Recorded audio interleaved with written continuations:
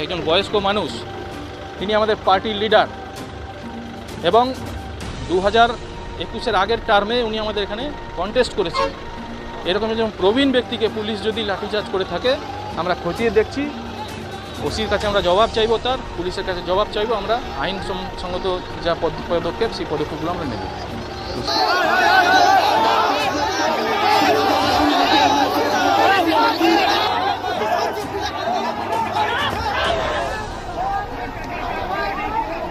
দরকার ছিল আমরা ততটুকুই করেছি, তার বেশি কিছু করা হয়নি।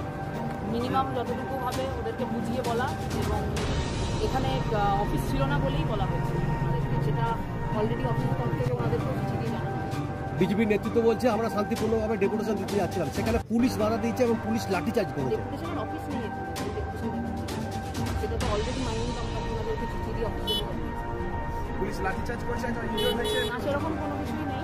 আমরা যতটা সম্ভব ততটা শান্তিপূর্ণভাবে